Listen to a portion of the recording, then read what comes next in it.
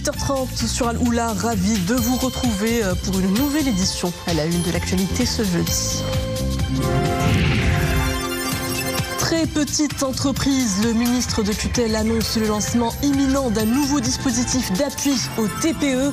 À la clé, un accompagnement au profit de 110 000 bénéficiaires.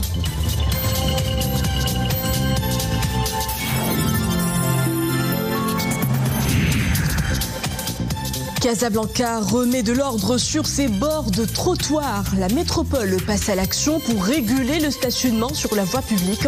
Un texte réglementaire vient d'être adopté. Objectif, barrer la route aux faux gardiens et rationaliser les tarifs.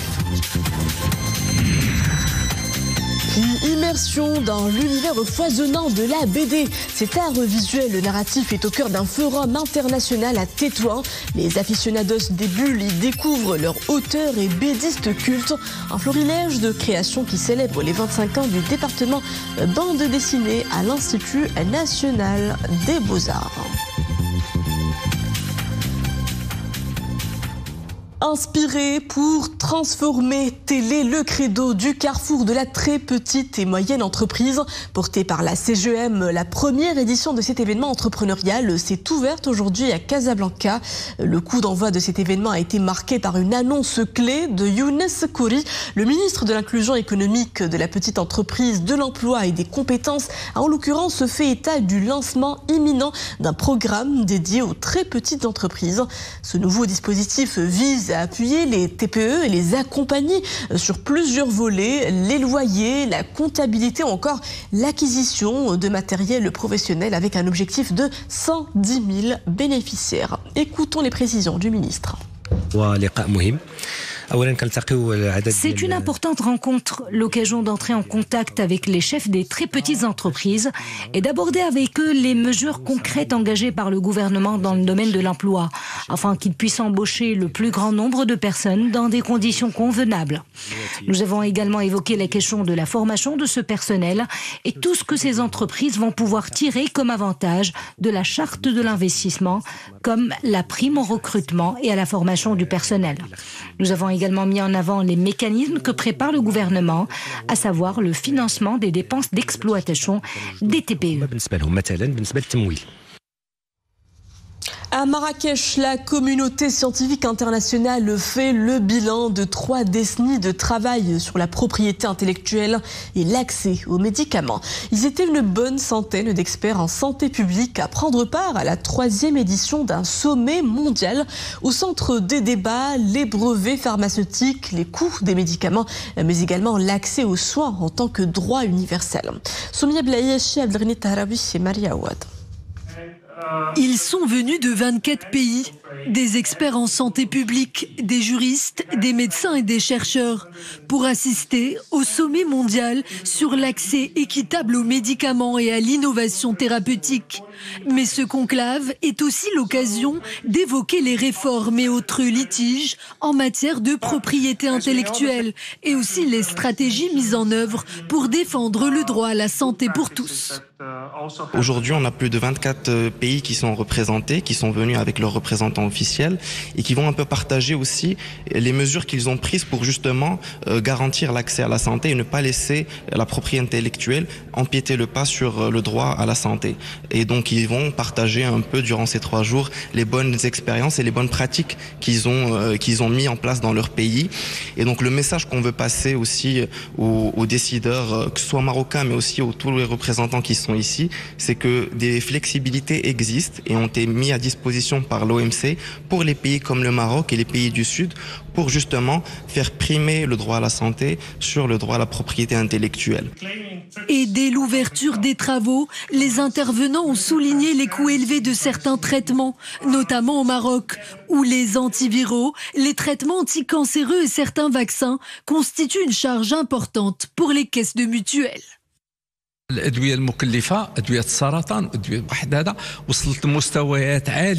Aujourd'hui, on trouve des traitements vraiment très chers, comme les anticancéreux, qui peuvent atteindre un coût faramineux. Au Maroc, par exemple, la protection sociale est un vaste chantier royal qui a été lancé. Donc, le nombre de personnes ayant accès à une couverture sociale est passé de 11 millions à l'ensemble des citoyens. Cela veut dire que les besoins en traitement vont se multiplier par 3,3. Voilà pourquoi il faut absolument financer la santé, car je le répète, ce sont pour la plupart des médicaments très coûteux qui alourdissent aussi bien les caisses de la sécurité sociale que les portefeuilles des malades.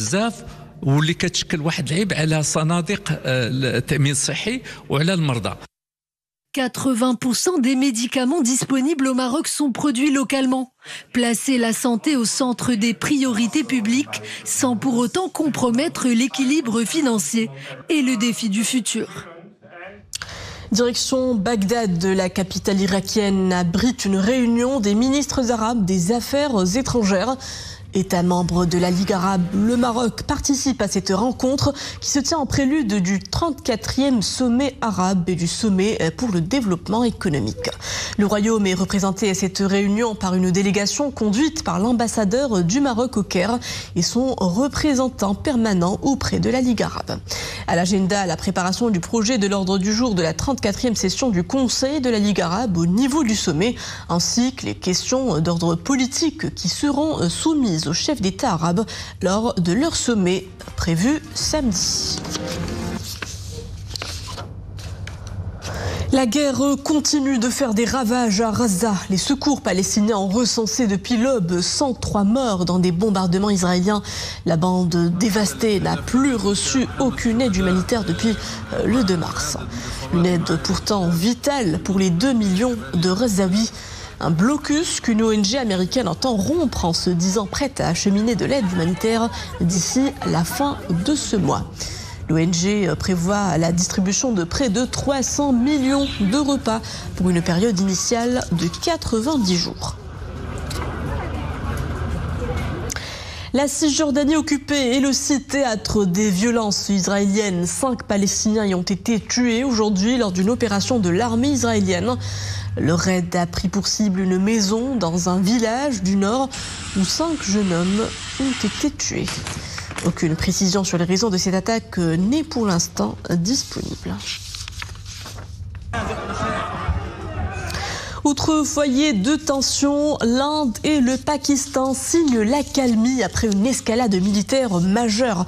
Les deux belligérants qui se disputent la souveraineté du Cachemire ont annoncé une poursuite de la trêve conclue samedi. Les généraux des deux pays ont donc décidé de prolonger formellement le cessez-le-feu jusqu'à dimanche. C'est ce qu'a rapporté le chef de la diplomatie pakistanaise.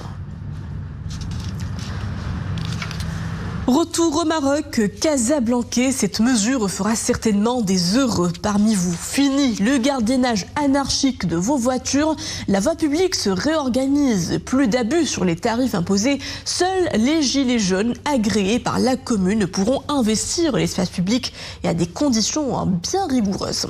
Les détails dans ce reportage d'Amin Hannaoui, Abdelrahman Zian, Ahmed Hamri avec Sofia Fgrout. Casablanca. La métropole en perpétuelle effervescence, où chaque centimètre carré de rue est précieux pour les conducteurs comme pour ces gardiens qui font partie du décor. Mais derrière ces gilets jaunes fluo, une profession restée trop longtemps dans l'ombre. Résultat, des citoyens mécontents.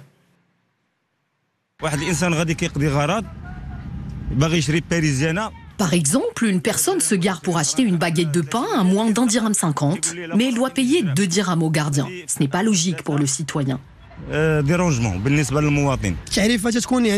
Certains tarifs étaient trop chers pour les automobilistes. Il faut appliquer cette décision, surtout que Casablanca va accueillir des matchs de la CAN et de la Coupe du Monde. Face aux plaintes récurrentes des citoyens, les autorités locales ont décidé d'agir. Un texte réglementaire a été adopté. Parmi les mesures phares, un seuil maximal d'exploitation à 70 mètres linéaires sur une avenue ou une rue par gardien. Une mesure qui mettra fin aux conflits fréquents entre les gardiens. Je gagne ma vie ici. J'ai des charges à payer et une famille à nourrir. J'ai une autorisation, mais le paiement des frais de renouvellement a été suspendu. Il s'agit d'une mesure transitoire. L'octroi et le renouvellement des autorisations pour les gardiens opérant dans les espaces publics sont pour l'instant suspendus. Car dans peu de temps, l'accès à cette activité se fera exclusivement par le biais d'une plateforme numérique, Rojas, point d'entrée obligatoire pour toute demande d'autorisation.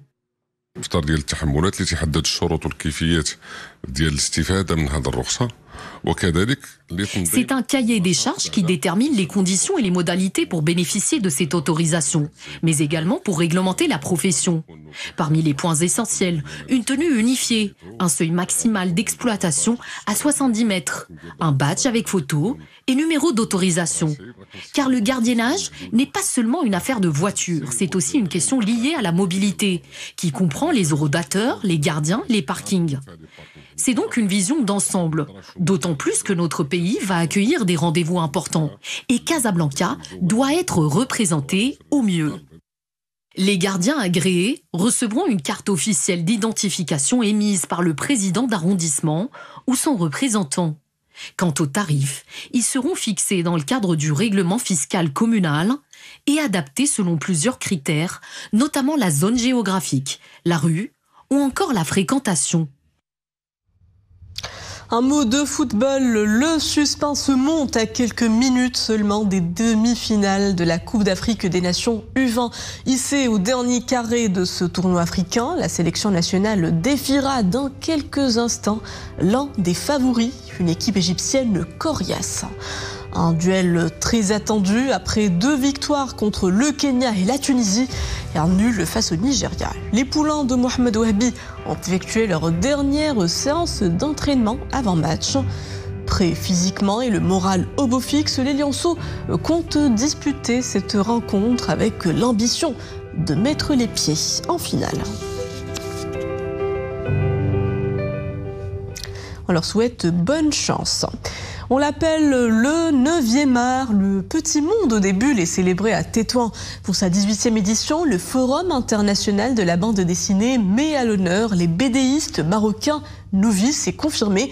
Un événement culturel placé sous le haut patronage de Sa Majesté le roi Mohamed VI. Adnan Haras, Yassine Benjeloun, Mehdi Karakchou, le récit est de Malia Awad. Son nom ne vous dit peut-être pas grand-chose et pourtant, il est l'un des visages montants de la bande dessinée au Maroc. Son nom, Ahmed Khiri.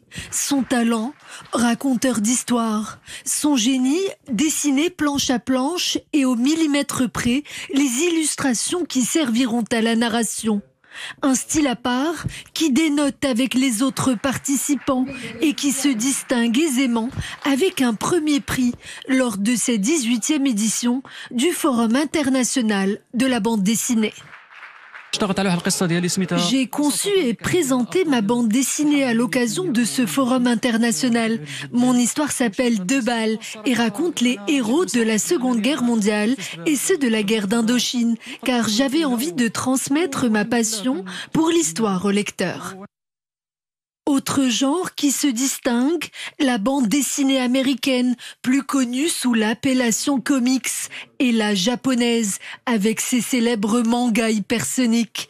Mais la bande dessinée africaine et contemporaine est elle aussi mise à l'honneur, avec des illustrateurs de renom, tels que la Nigérienne Cassandra Mark. Ce forum international occupe une place de choix dans le paysage culturel, car beaucoup de gens sont représentés ici. Prenons l'exemple de la bande dessinée comics ou africaine, qui compte déjà de nombreux adeptes au Maroc, et c'est un genre très apprécié à l'international. Et les éditeurs l'ont bien compris, et tous ont répondu à l'appel de cet événement culturel, aux allures d'incubateurs de talents à repérer. On est aussi venu avec des éditeurs afin qu'ils puissent rencontrer des jeunes créateurs de bande dessinée et pouvoir les aider à construire leur dossier d'édition et leur donner des conseils pour la fabrication de bande dessinée, de fabrication d'histoires. Pendant près d'une semaine, Tétouan se mue en irréductible cité de la bande dessinée. Point de rencontre de tous les amateurs du genre, néophytes ou fans inconditionnés. La BD ne laisse personne indifférent. Elle occupe d'ailleurs une place importante de notre enfance. Et on se quitte sur ces images qui nous viennent de Tan Tan, la cité du Sud à l'heure de son 18e Moussem. Al-Mougar, un grand rassemblement qui célèbre la culture nomade universelle. Un patrimoine immatériel commun entre le Maroc et les Émirats arabes unis, invités d'honneur de cette édition.